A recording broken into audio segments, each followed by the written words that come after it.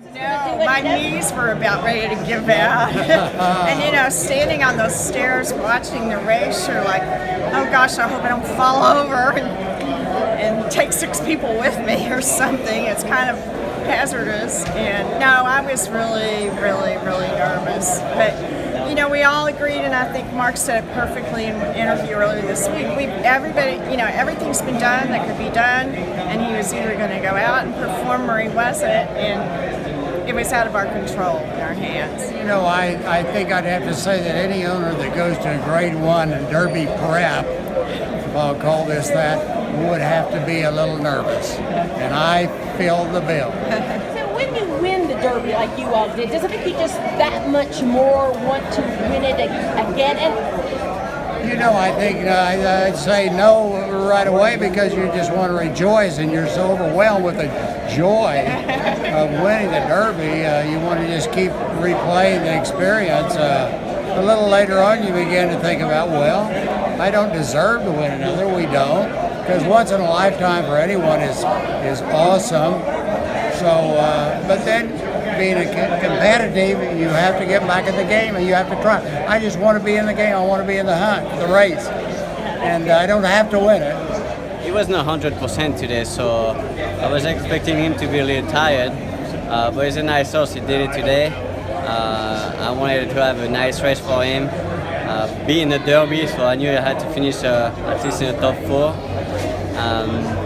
I think it's a special horse, so hopefully now there's no more hiccup and we go to the Derby in a clear spot, and hopefully we can win it. He walk in the gate, relax. He took me to the race. Usually he's a little bit keen, and today he was, which is a good sign for him. In Hollywood, he was just like not himself. Well, I was laying third, but I didn't feel like I had too much horse at that time. So today I knew I was loaded. I just needed to get there today, that's it. It was a tough winter, I'm not gonna lie. It's come January, we expect so much about him, and after the Holly Bowl, it just kind of went downhill from there. So it was hard to see. We never really got off the wagon, but in the same time we were running out of time, so it was the last race today that we could get before the Derby. So it was very important we could get in, and Mark and his team did an awesome job. So all the credit are to them. There was a lot of speed in this race. That the horse was content. I mean, some people fought down on the inside. He might kind of get on the engine, but it seemed like he did what you wanted him to do. He's a very professional when he's doing in his job. So he was a little fresh today. He was pulling a little bit. But other than that, he did very good, But we ran into a few issues, and thanks to the genius of Mark Casse, brilliant trainer, we found the solution. We had Julien aboard. He stayed right with us, of course. We found a rider named Martine, and I think he was the wild card. The horse respected him. He trained so well with him, and here we are.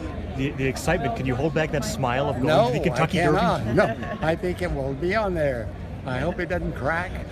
I hope it stays with me, and it will. Sounds good. When you're in Monarchos, he finished second in the Wood Memorial. Yes, and was and not off the radar, but some people got off the horse and then he wins. So how's it going to be different, you think, coming into the Derby this time with a horse coming off one of the major prep wins? Plus the two-year champion, by the way. Well, I think, people are going to probably be staying with him, but that makes it all the more a bigger challenge because, you sort of like to be behind the radar a little bit. But on the other hand, I'd rather win all the way into the Derby, and that's where we are right now. How, since 2001, has it been the kind of thing that you think we got to get back? Because at one point you were kind of scaling back your racing operation, and then you hooked up with Mark, and now you're... We've come from his leadership in Canada down here into the States now. I did pretty well up there for a while too, while I was unknown anymore here. But now we're rallying back into the game, and it's awesome. It's I'm a stayer. I'm a stayer. I was with my first Derby horse when Assault won the 46 Derby. I was a few years old, but listening to it on my little radio, and I was a captain Derby captured me then, and it has every year since. Has so much ability, and I knew if we could get him here that he'd be tough. But it's been a challenge, but the last month and a half has been good, and a lot of chapters to my book I'm writing. I was pretty nervous, and we run a lot of places, but yeah, I was probably a little more nervous. I didn't walk. I went and walked up and down the inside. I watched it on TV, and about the 8th pole, everybody around me started looking because I was doing some yelling. Well, what was the last 16th of a mile like for you?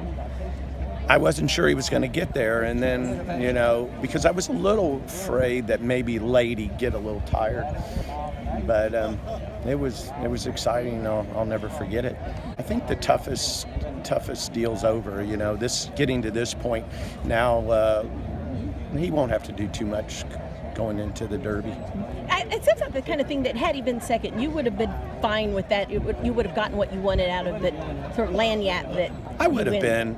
In fact, that thought went through my head about the 8th pole. I said, he's running good. If he runs 1, 2, 3, that's okay. Or, second or third. But I never gave up. I was still wanting him to win. But that thought did go through my mind. I tell you, we give all the credit to Mark Casse and his team. Julien Leparoux, fantastic rider. I wouldn't go anywhere with a horse without him. And Mark Casse and his whole team did an incredible job because the horse had a few problems back. But they found out the secret to the training program. It worked out. And we're here we're on the moon right now. Julien, take me through your trip. It didn't look like you may have had the best of trips, but he overcame everything. Yeah, he broke pretty good, but a little bit a step slower than the other ones. I got a pretty good trip, but it was keen today, a little fresh. Which it's good because the way he ran in the Breeders' Cup, he was like that too. So he's back to himself, like Mr. Oxley said. Great job by the team. Martin has been riding him in the morning. Norman, everybody did a fantastic job, and we're glad we won this one, that's for sure. John and Debby, you've been in this position before with Monarchus moving forward. Is it fair to say all of you have a touch of Derby fever now? Oh yes, it's delayed Derby fever. I've hesitated to think that we were going to make it after everything that's happened. It's been a stressful spring on everybody, but Mark figured out the puzzle and he put it together. I'm so excited for them. And with Monarchos, we missed the Arkansas stop. We're so glad we did not miss this one today. Thank you. Well, guys, Thank you, Arkansas. Thank you, Arkansas. Big congratulations as Cassick Empire does go on to the Kentucky Derby. First, I want John, Mr. Oxley, and Mark with Nancy. And I'll let Zoe have Julia. Okay, everybody, one more time, right here. We're going to get Mark to Nancy, and then the TV will get them over here, and then we'll take them off. Maybe you can shoot your video. Congratulations. Mark. God. You're the greatest.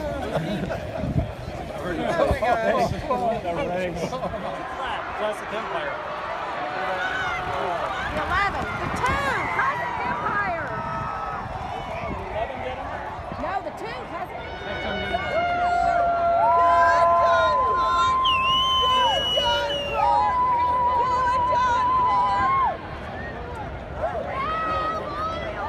That gets all the trainers trying to go upset. They want to single. They want to put him in one.